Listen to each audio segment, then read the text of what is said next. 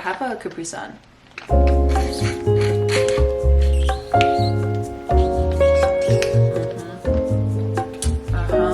like that. Where we're more than just a podcast, we're a family. Go ahead and take some deep breaths, baby. You're safe here. Self-love, confidence, acceptance, and growth. Welcome home. Welcome to Probably Late to Something.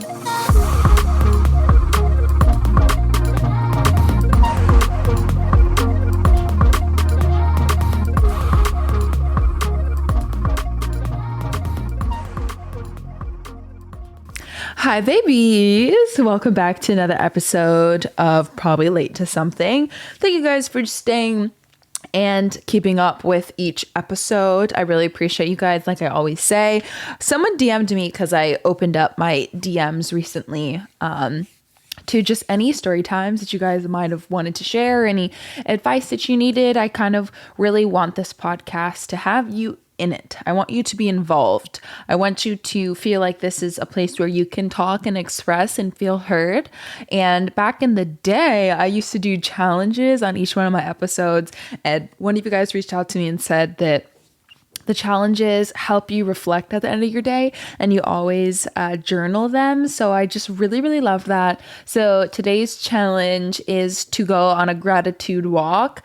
I talked about that in my YouTube video that will be dropping on Friday. And I talked about how things can get hard in life. You know what I mean? Like you can go through times where you're just like, this fucking sucks. But one of the most important things that I've learned is although that might suck at that moment, we kind of forget all the things that don't suck. And we can kind of fall into this pity party. We're going to be talking about that in this episode on how to outsmart toxicity and how toxicity isn't sexy. But yeah, so I challenge you guys to go on a gratitude walk. I challenge you guys to take deep breaths when something upsets you. And even if you're not upset, the 5-minute, 10-minute walk that you do in the mornings and the evenings to just count some of your blessings and tell yourself that you're proud of yourself and note your accomplishments is important. I think I talked about imposter syndrome before, but that is a really deep thing that I struggle with. Ben always talks about how he's proud of me for like accomplishing things. And he says that I work really hard. And it's weird because I don't process it like that. I'm going to move the microphone down a bit. Sorry. But I just don't process it like that. I like know that I work all the time. I know that I'm striving towards my goals and I do have like an agenda in the daily tasks, but the only things that I pay attention to are the things that I'm not completing. The only things that I pay attention to are the things that I haven't done yet. And that just kind of sucks. I did on the podcast Instagram write a little like short story, I guess, about what was it called? It was called Get Out of the Box. And I talked on there about how at times you can just have an endless list of things to do, right? Once you complete one task, there's always another one. And I really questioned, sorry, I like kind of burped. That's really gross. But the Capri Sun's like really fucking with me right now. So I'm sorry. I apologize for that. But I questioned when the list will end. Will we ever get to a time in life where we're going to be like, yeah, this is it. Or I did everything I needed to do. I don't think that is the case. I don't think that we ever really get there. And that kind of terrifies me because I don't want to live my entire life waiting for the next task or living in the future. I just don't feel like that's something that fits with me. And again, I am telling this to all of the audio listeners because the podcast is live now on YouTube and on video. I don't know how to properly say that yet. Like the podcast is live. It's not live, but the podcast is available videoly. like, I don't know how to like word that. Every time it comes up, I'm like stumped. I'm like, videos on YouTube for like the behind the scenes, I guess. So if I'm not pausing or like editing the way I would normally edit, it's because I am on the tube for these episodes now. But yes, back to the real purpose of this episode. It's called Outsmarting Toxicity. I'm a firm believer that you should, well, okay, now I'm gonna forget it. Think smart, not hard. I think there's a better way to say that, but you know what I mean. Like, instead of just going the hard route, you have to be smart about it. And toxic people are kind of like chess pieces in my brain now. After I did some research and really read about it, I am a firm believer now that a toxic person is a chess player. And did you know that most toxic people don't know they're toxic? So we're going to do a little exercise. So close your eyes.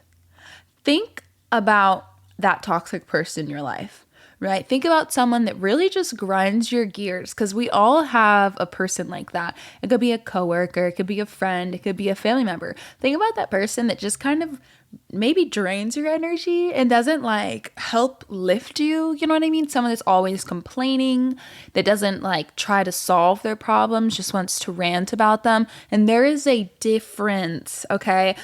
I think this goes into having boundaries. There's a big difference between someone needing to lean on you or needing to get something off their chest versus a person that is constantly the victim of their own life. Okay?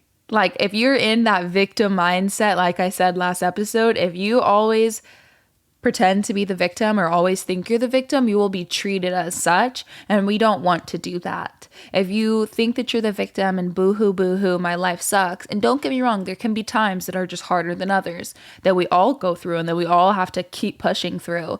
But you don't want to be stuck there. When you're the victim, you need to own up to that, own up to who you are, own up to your situation. And then that gives you power over it instead of just feeling like, you know, life is just bad to you. Life is just mean to you. Life is picking on you.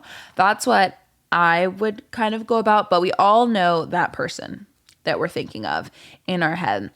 How you genuinely listen to them or they talk to you and you genuinely don't understand them, right? You don't understand them because you're moving in a different direction in your life.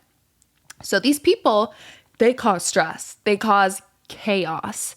Honestly, because their life seems like a fucking mess. Okay. And there's, like I said, there's a difference between your life being a little bit messy and then you causing your own mess and then not reflecting on it. Right.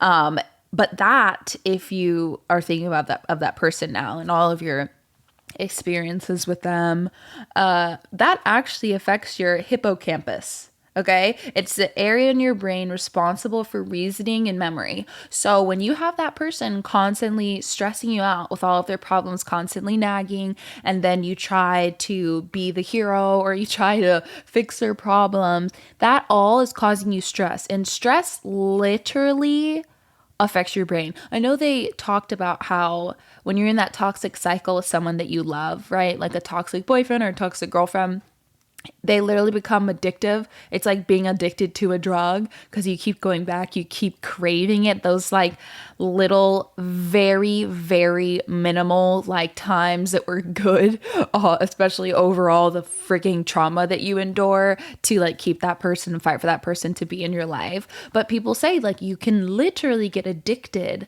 like they are a drug to you. So I just thought that was crazy when I was researching, and they said that stress can literally affect your hippocampus. And another thing I think about, say, this toxic person or just toxic people in general is that they might not know that they're toxic. You know, they might not know that they have a negative impact truly around them, but some people do know, right? So I guess there's like two types: the person that doesn't know and the person that does know, and they get low-key satisfied with fucking shit up. Like I personally won't ever be able to understand it, but they get satisfied with like knowing that they've pissed off a whole bunch of people or knowing that they've started some drama. Like, and I said this before, I get talking a little bit of shit every now and then. You know, like I like Bad Girls Club. I watch Vanderpump Rules. I kind of like the drama, especially if I'm not involved in it. I'll be like listening. But at the end of the day, like I have a peaceful life without that. And I think the main goal in life is to find peace. So when you have these people, and I know that for certain people, you are stuck in that. Like if it's a family member or it's a coworker, you're really stuck in those situations. So I'm going to give you some advice on how to handle that.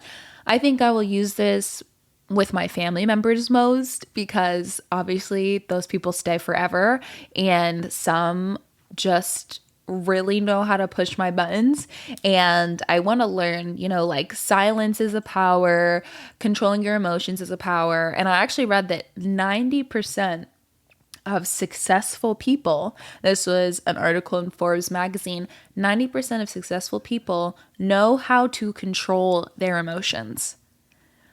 And I think that's a really telltale, oh shit, here we go with this word again, telltale sign that you letting people like have the power to upset you so easily is you handing them your power.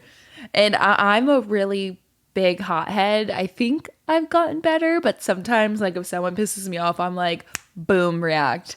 Like you're gonna see the fire in me. I blame partially the Aries in me, but you know, we're trying to take accountability here. So I'm just gonna say that that's me, myself, trying to like defend myself. And I hate, cause like we all know, and I think I'm gonna be raw and honest with you when I say this. I have at times been the person, cause they say this all the time, the loudest in the room is normally the one that's wrong. I have definitely been the person that barks so loud that it just drowns out the other person. And I don't, it's embarrassing kind of. I haven't done that for like a few years, but like I think back to that time I almost hit my old roommate in the face with a cooking pan. Yeah, I guess I'll just spill the tea on that. I don't know if I've ever talked about that before. Not a great moment, but this just shows my emotions. Like, so let me tell you the story.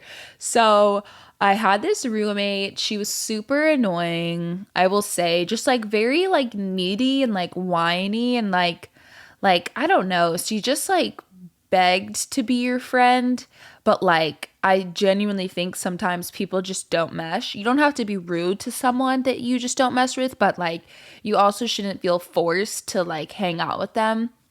But she was super depressed and like didn't really have any friends, and she was my roommate, and I did want to help her. I did want to like be kind to her and like show her compassion. So I started like offering to hang out with her.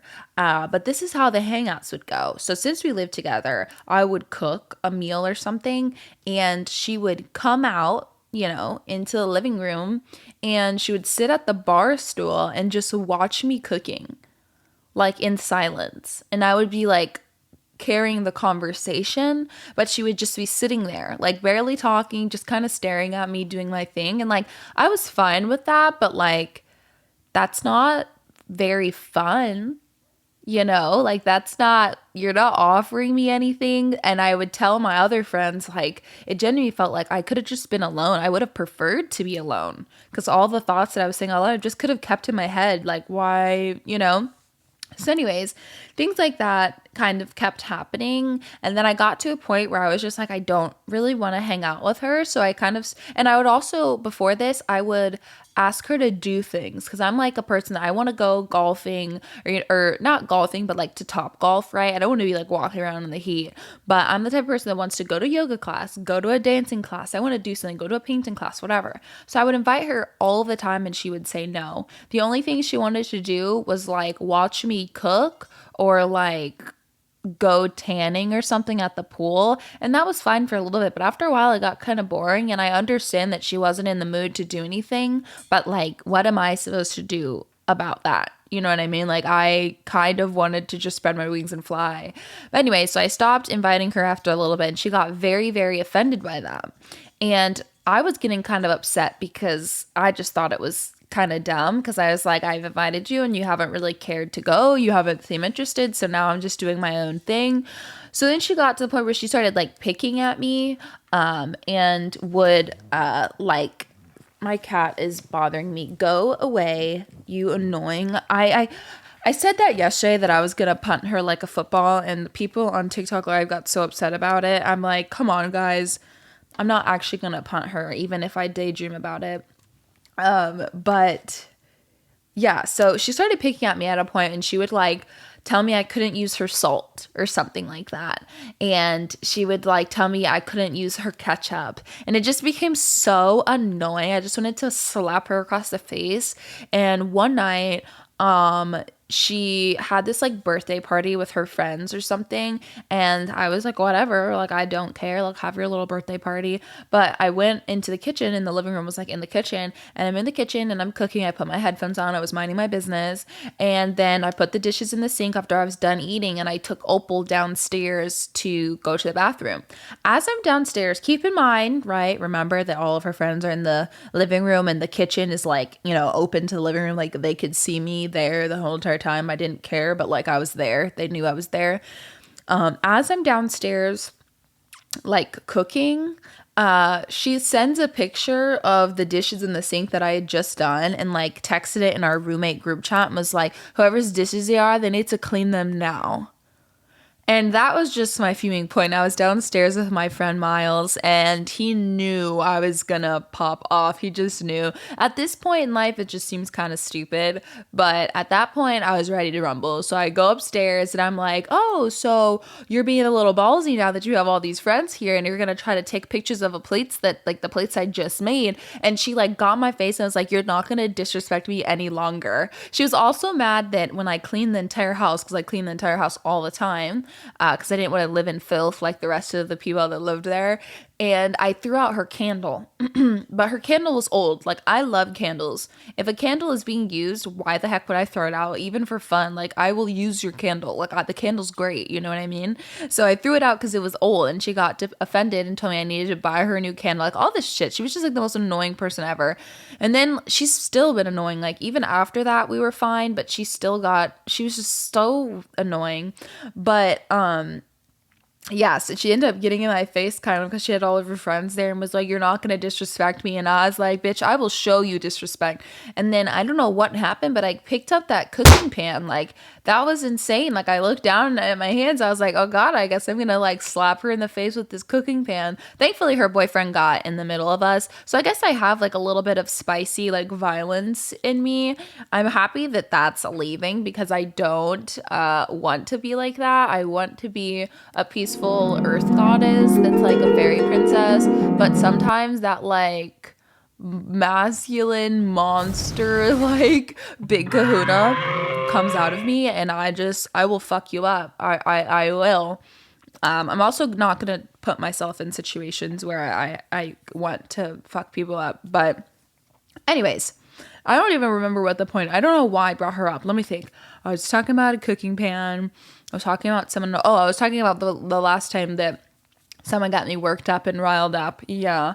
At the end of the day, after I screamed at her and got in her face and almost hit her, her boyfriend got in between us. And then I immediately went from so angry. I went to my room and I started bawling my eyes out because the true part of me doesn't want conflict. And I have heard from like my therapist, and I've read books that say subconsciously, depending on the way you grew up, you will act and hold yourself in a certain way. And subconsciously, people that grew up in toxic environments where you're trying to explain yourself to a parent or a sibling and there's nothing you can do no matter what, you still get yelled at, and there's not like an easy answer, like an easy out, or like a problem solving environment, I guess is what I'm saying, just more of a yelling environment. Those people grow up to subconsciously fight. They subconsciously look for problems because they're done trying to fix them.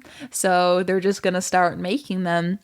So I don't want to be like that because, again, like that drama and that toxicity, like life is better peaceful. So I feel like when you grow up, you kind of just learn to not need to explain your side of the story.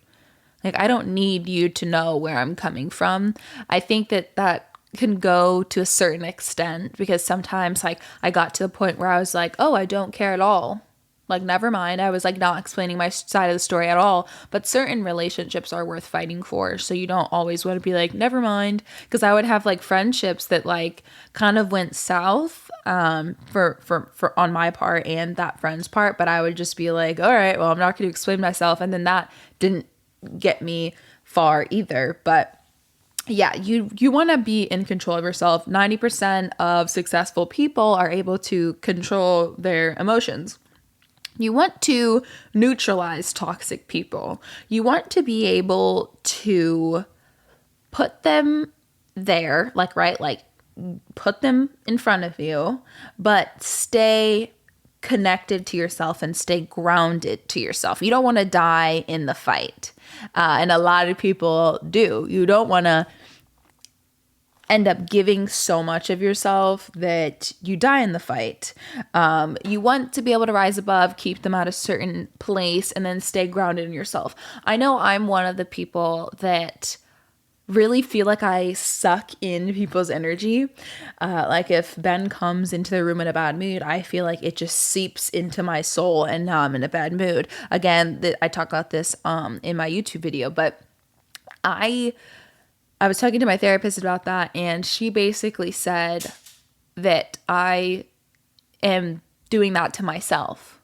And I was like, huh, because she's like, why do you feel that you have to own and partake in his emotions or any person's emotions? Like, why do you feel that you need to feel them too? There's a difference between understanding and like being consumed by something. And I felt like that just really helped me put that into perspective. So now when anything happens in my like life or whatever, I will kind of take myself, I'll be like, okay, I love you, you're secure, you're fine. And I will like picture me taking myself out of my brain, and that person that's upset or dealing with something, I'll kind of like think like them for that second, not like lose myself, but try to just like understand where they're coming from without getting offended, because I put myself aside, even if I think it's completely buffoonery or I just completely don't see it that way or whatever. Yeah, I'll be able to say, okay, you are saying this because of this.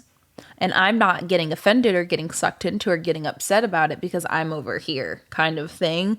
Hope that makes sense. I think when you're on the YouTube video, you see my hand placements, like I'm over here, like I'm putting my hand away from me. So I don't know. Hopefully I'm explaining it in a good way. But also another part that I wrote down is you have to figure out what enables you, right? When you're dealing with a toxic person, they can push your buttons. They can say certain things that are just not okay for them to say, that just make you want to pop off. Like, what is it? You know, what is it? Like, I know that when I feel like I'm not being heard, like in my childhood, my mom would yell at me a lot and we would get into a lot of fights, but I was powerless to them because she owned me pretty much, you know. She's your mother, she's the parent, her way or the highway type of things. So when I feel now in my adult life, when I feel like I'm not being heard, it makes me angry. I also don't like when people tell me about myself. It makes me extremely frustrated. And those are the things that kind of enable me when a person is, you know, being toxic, being annoying. It takes that out of me. It like pulls that out of me. So I needed to work on just managing that, managing not needing to react, because toxic people look for reactions. I also needed to stop trying to save them, you know, because a lot of times, especially if you have like a person that just complains and just is so negative, you can try your best to like be like, hey, try this, hey, try this, hey, try this. And eventually it just makes you miserable, because you're like, all right, well, if you're not going to do any of the things that you know you should do, why are you talking to me about it? Like, what am I supposed to do for you? You know, like, okay, just keep it to yourself. But yeah, so be aware of your emotional responses. Don't also let someone limit or control your joy. I know a lot of times if it's like a certain family member or something like that, we can get to the point where we're like, well, this fight or them complaining has just completely ruined my day. Don't let someone have the power to do that to you. Don't let someone completely have the power to control your emotions and your responses. If you want to be successful, you have to learn to categorize. I think they say that men categorize and women deal with their emotions just all over the place and whatnot. I don't want to be a man by any means, or like think like a man. But I think that is something that is fucking true. I can see it. Like, I live in a house full of men now, and like the way that they process things is so different than the way I process things. Some of them could be toxic a little bit. No offense, guys, but I think you can always gain something from observing other people. I know my dad's in prison, and he's been in prison for a long time. But one of the best things that he did teach me, obviously over our phone calls, was to observe people and sit quiet. Like when you're meeting people for the first time, just sit quiet, let them talk, let them give you information on them. Figure out like really who they are. Listen to your intuition while you're listening to them talk and feel that out. You know what I mean? Connect to your higher power because it will guide you. It will guide you. And most of the times when we see red flags, that is our angels guiding us, and we just go, never mind, like, nope, never mind. That's something different, blah, blah, blah, blah. And we ignore it, and then we end up getting fucked over. So I'll tell you a story about someone that was super toxic to me, super aggravating, very much just hold on. I think there's a dog fight going on in the background. But someone that was just like really annoying, really draining, and honestly just like made me go insane. She was a girl that I dated a long time ago, and we did have a connection, but she was genuinely, I would say, number 2 in toxic people that I've ever like known in my entire life. Like number two, possibly at like hand in hand with number 1. No, number 1 was really bad because that just lasted for so long. This one didn't last as long. It was like a year of like knowing that person, but this person took zero accountability for anything that ever happened to them, blamed everything on everybody else, would drink every day, would party every night, then complain about being, chunkier, complain about being hungover, complain about not feeling good. I'm like, well, you're out until 5 a.m. every day doing drugs and drinking a whole bunch of alcohol. You haven't been showing up to work, so your goals are completely shit now. And you don't have any vegetables in your body. So yeah, you will feel like shit. But if you tried to tell this person that, you were in the wrong because it was worse than that and there wasn't anything they could do. And just me sitting in that cycle, it genuinely drained me and made me really sad. And you start to adapt that way of thinking. Like you start to adapt that like, well, life might be shitty.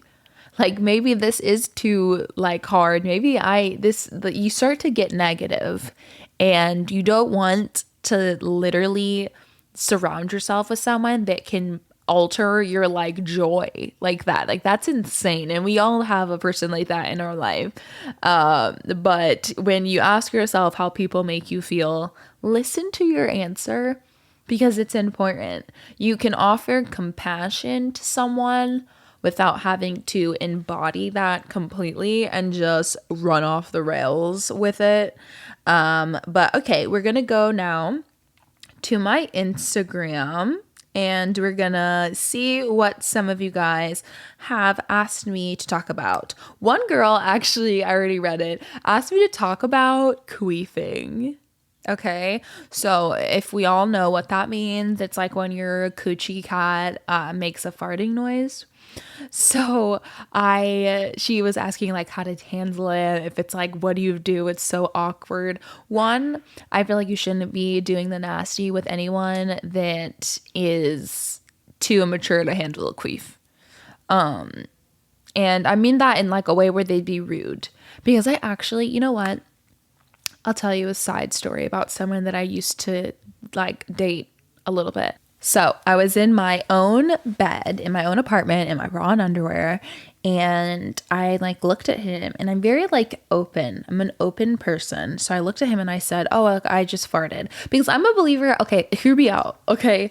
I'm a believer that if you fart, I as a person would want someone to kind of warn me. I don't want to just smell your shitty fart and then you be like, ha ha ha. Like, I want you to tell me. I believe that it's good to warn someone. I think that's like a courtesy that you should do. But I just remember the reaction that I got was so terrible. It was like he was disgusted and repulsed by me. And he was like, don't ever say anything to me like that again. And it just made me feel so bad. If that was me now, I would have, I can't say certain things. I would have punched him in the face or go with my classic headbutt. I would headbutt him and then kick him out of my apartment and never talk to him again. Sorry, if for those that you can see the video, there is a little tiny like gnat that's been in my room for days and I can't get it out.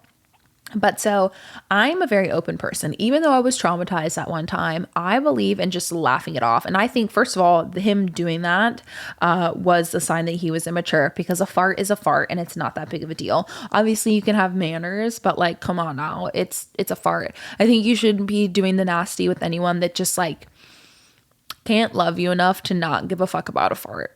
You know, if you can't fart, that means they kind of, I'm assuming, just view you as a sexual object. Like, I think a little queef is kind of funny. Like, queef it out, queen. Whatever. Who gives a shit? Like, it's not that deep. I would totally just ignore it and keep it pushing. That's what I would do. Ignore it and keep it pushing. And hopefully you're with someone that you can honestly just laugh at it, you know, because if you're queefing, in my opinion and in my experience, y'all are doing it right. And y'all just had a lot of fun. So I would just laugh at it and not make it so deep. Okay, let's see what happened and what you guys want to talk about. I don't know why I said let's see what happened. I guess I'm just looking through the Instagram DMs. Someone said, I was just curious, how do you get a man to worship the ground you walk on? I wish my boyfriend did, but he doesn't, and I'm super jealous. Any tips for getting boys to be obsessed with you, and not in a bad or creepy way, of course? Yeah, let me think. I think honestly, it kind of starts by how you view yourself, right? Because in life, you teach a man how to treat you. Hold on, I'm texting Ben.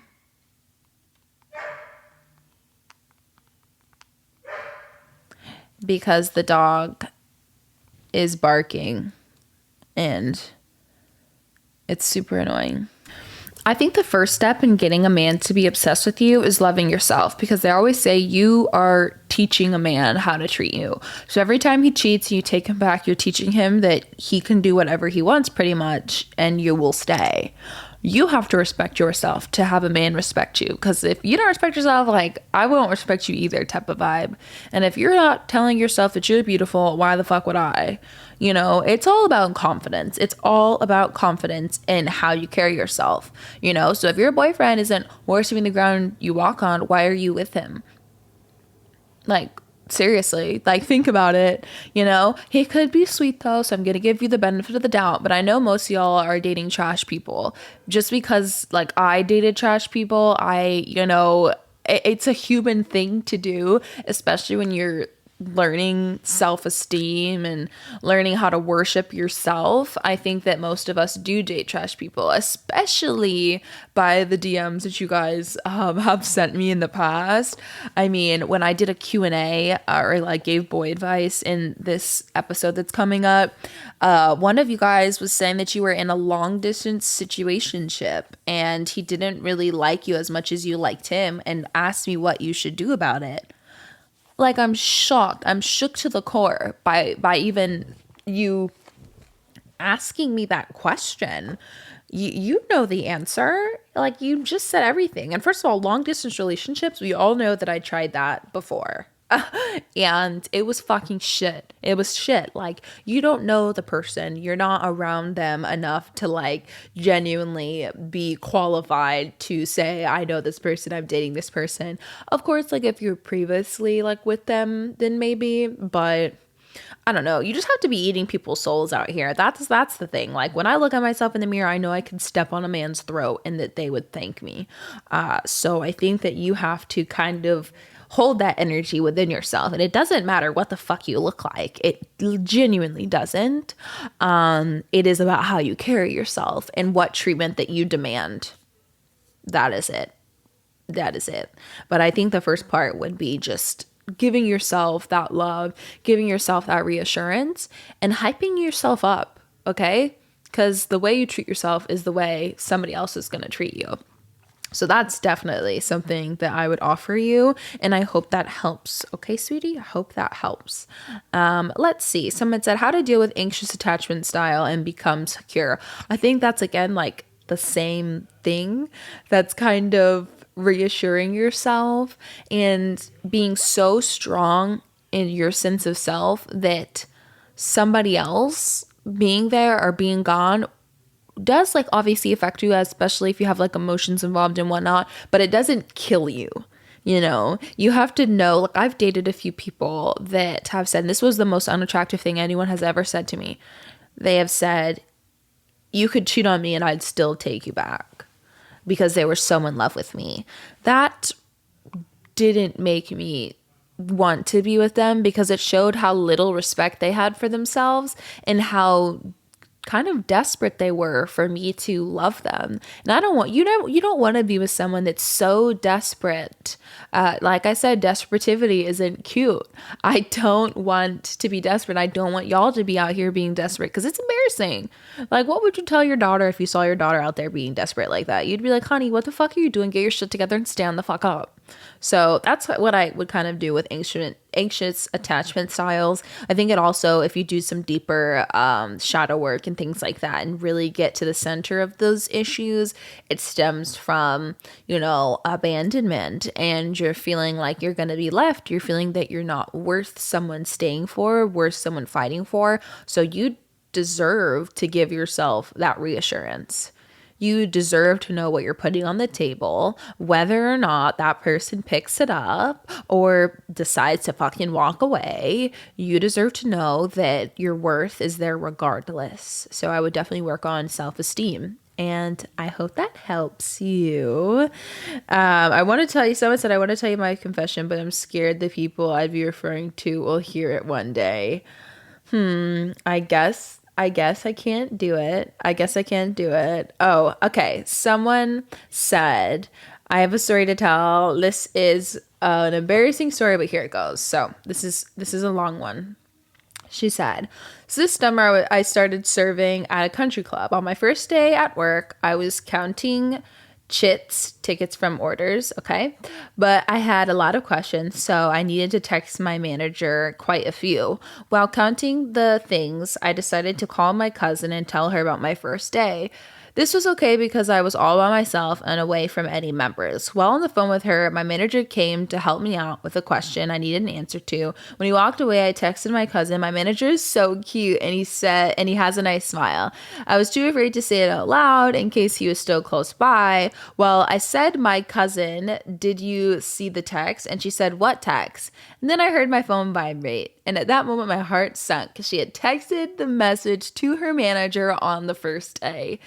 Damn. I have actually done that before, but I'm gonna tell you the story afterwards. She said, he texted me back, huh? I tried to play it off like I was texting about someone else because he wasn't born yesterday. I'm pretty sure he didn't believe me. However, he was at least kind enough to pretend he did. What made it worse is he had a girlfriend, so I couldn't even play it off and shoot shoot my shot. It was hard to look him in the eyes after that. Aw, honey, I'm sorry, but I think it's a funny little story that you can always tell. Like, but we've all done that. We've all fumbled the bag and texted the wrong person before. I one time let me tell you this one, because you cannot get out of that. You cannot get out of this one. You're trapped and you're stuck. But I think I did manage to get myself out of it. I took a bold approach instead of shying away, but I had this guy, like, I like this guy or whatever, and I went on his Instagram, and you know how like you text your friends like pictures? Yeah. So I went through his Instagram, and I'm talking like years, like you go all the way back to fucking 2016. I went back years and took a whole bunch of pictures and screenshots, and I sent them to my friend. But apparently my friend was him. So I'm waiting. No, actually I didn't wait. I remember this. I sent it to him, and I immediately tried to put my phone on airplane mode because I was so upset. I was like, if I put on airplane mode, they won't send. So I put it on airplane mode, and then it said they were loading, and then I deleted the chat. And I was thinking that if they were in the chat and they didn't load, then it's gone. That doesn't work, by the way. I wouldn't try that, and I wouldn't recommend that. That does not work. So he ended up texting me like, what? ? And I texted him back, I just like these pictures of you. Tell me that wasn't smooth. And he was like, oh, haha, thanks. So I ended up texting it off, or like playing it off cool, I think. Maybe he still thought it was creepy, but I mean, he didn't, because he liked me. But that was a tough one. That's probably the worst accidental message I've ever sent. But I totally feel you on that, girl. Do you still work there? I have so many questions. I bet if he didn't have a girlfriend, he would have loved that and admired that and been like, hey, you're cute too. So I said, I'm on my self-love journey. I'm realizing a majority of my friends are a toxic influence on my life. However, I have really bad abandonment issues. So how do I truly let go? Please. I think you just have to note that you're already noticing that these people are toxic. So why do you need them? What part of yourself thinks you need them? What part of yourself is like craving that? Because if they're toxic and they're not good, especially if they're doing hurtful things towards you, you just have to own yourself and step up. You need to step up, because sometimes doing the right thing for yourself is harder. But that's why not everybody is successful. That's why not everybody loves themselves. That's why not everybody is in happy relationships and living a happy life. Doing what you know you need to do can sometimes be hard, but that doesn't mean you don't do it. Leaving these friends and shedding that layer of yourself can be hard. I remember when I was a senior in high school, I decided to really get into my spiritual journey, and I literally blocked all the people that I was friends with at the time, and they genuinely deserved it. I actually threw like a little gathering or like a Getty at my house for like our senior, just like final bash or whatever.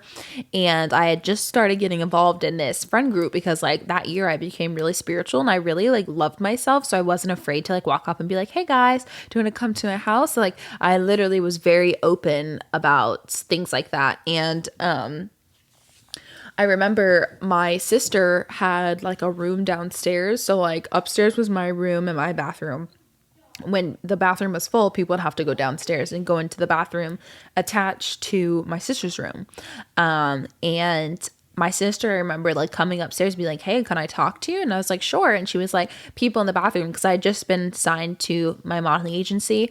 And I was signed to IMG, and that's when I moved to New York and everything. But I remember my sister was like, there are people upstairs or downstairs talking about how you're not pretty and you're not worthy of like, being a model. And like people in the bathroom saying like, you shouldn't be a model, like making fun of me. Which is one, like so dumb. Like it's clear that you're insecure because I'm fucking gorgeous and amazing. But you know what I mean? Like it just sucked, and I couldn't figure out who it was. So instead of like trying to get to the bottom of it, I blocked all of them because I was like, if I can't trust one of you, I can't trust none of you. And and I wasn't taking any chances letting that snake slither through. So they were all canceled and cut off. But yeah, and I also broke up with the person I was dating at that time. So I got rid of like everyone, and it could be scary, but all I need is myself. You know, at the end of the day, all you need is yourself. Like learn to fall in love with your own energy. Learn to appreciate your presence, because until you appreciate your presence and like being around yourself, you're not going to really know how valuable your time and energy is. You know, so get to know yourself, get to love yourself. And honestly, when you drop those people, you'll probably feel really free and light like a feather, right? Someone said, I was just on a romantic getaway with my fiance. I opened my DMs to a voice message from a guy I used to sleep with asking me for $40. Very embarrassing for him. That is so gross. I'm not a firm believer in the fact that like, actually, scratch that. I fucking am. Like, I get like wanting to like split bills and stuff as a woman because you're powerful and you can make money. I personally won't be doing that. You're gonna pay for all of my stuff. But I get that. I get the, you know, wanting to have power, knowing that you don't need a man, blah blah blah, whatever. But my friend, I hope I don't get in trouble for saying this. I doubt anyone will find this out. But my friend was just talking to me about this boy she's been dating, right? And she was like, yeah, like he's just kind of like aggravating at times. And I was like, oh, like how so? She's like, well, we split every bill. And I was like, okay, like, you know, some people aren't ready or like financially able to, you know, support you or anything, especially at our age. I'm 22, by the way. A lot of people don't know that. But she was like, yeah, it's just really aggravating at times. And I was like, what happened? She's like, oh, yesterday, like he, you know, told me he was going to pay for my things because I, you know, she was running low on money. So she couldn't like go out and just like, you know, spend the day out. So he said that he was going to pay for all of her stuff. And then when they got to the movie theaters, he said that she needed to pay for his icy. And was like asking her to pay for his icy. And like, I'm not trying to bash anyone, but like if a man asked me to pay for his icy, I would throw up in my mouth. I would genuinely throw up in my mouth. I'm not trying to be offensive, but I mean like an icy is like $3. And if we're, you know, including the fact that it's at a movie theater and they overprice everything, that's $5. If a man asked me for an icy, I would never speak to him again for the rest of my life and for the rest of the time that I live as a person. So that is that. Someone also said I need advice on loving myself fully. Maybe share a story time of when you weren't fully yourself and how you came out of that. Let me think of a time I wasn't fully myself. I know I definitely did things to fit in when I was younger, especially with this one girl who was, moral of the story, I think I've talked about her a few times before, but she was just a big cunt. And like, I know some people don't like that I use that word. I think it's like a fun word. It like makes me excited. Like, I just like that word. Like, I want to be cunty sometimes. I just love it. Like, I don't know. It's not to be like offensive to women, obviously, because I'm a very strong, powerful woman, but I just love that word. And I said it not too long ago, and someone got really upset with me, a follower of mine, and she was like, that word is disgusting, and if you use it, like, it just shows that you're a problem. And I was like, oh well, leave then, I don't know what you want me to say. But I did used to really, really want to fit in with people a lot, and I wanted people to like me, and that really put a lot of pressure on me and made me hate myself, because when you try to make everyone happy, you know, especially as an influencer, when you try to make people happy, you're going to fail. You cannot make everybody like you, and you cannot make everybody want to be your friend. That is a fucking fact. You need to just cut that shit right then and there. But it's normal to kind of go through ups and downs when you're learning about yourself and when you're growing. So I wouldn't stress yourself out too hard. I would just be kind to yourself, learn about self-compassion, learn how to be nice to yourself. Focus on, like I always say, the way you're speaking to yourself, because that makes the world of a difference. Someone said, hey girl, I love your TikToks. You've been the cutest. Wishing you guys many years of love. I think it'd be super cool to talk about being/staying motivated as you're a stay-at-home wife. I'm a stay-at-home wife myself, and I often feel like I'm not using my free hours in the day to really enjoy myself and do things productively. And I would also love to hear you talk about fitness and TV shows that you like. First of all, let's get to the most important parts. TV shows. I'm a very big fan, and I'm very picky about my shows. Like, I don't want some inky dinky shit. Like, that I couldn't get into 13 Reasons Why either. And I know that was one that was super crazy back in the day. Couldn't get into that. I think maybe it was like triggering. I don't know. Couldn't get into that. But the Stranger Things, love that. Stranger Things is like a happy place. New Girl, if you haven't watched that show, please go watch it. I think it was like on Fox or like ABC or something like that, or whatever it was on. They're stupid and they cut it, but they were able to squish in a final season. It was really, really short and it didn't give the characters justice, but it's a very long, they have a lot of seasons and that is amazing. I also love Friends. So that kind of goes hand in hand, but it doesn't have that like comical, like, audience laughing like Friends does that people hate, which I understand. So that's that.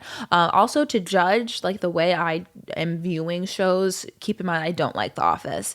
I can't get into The Office. The dry humor just like passes right over my head and I just feel uncomfortable. Also, recently we've been watching Taboo. We finished it. Great.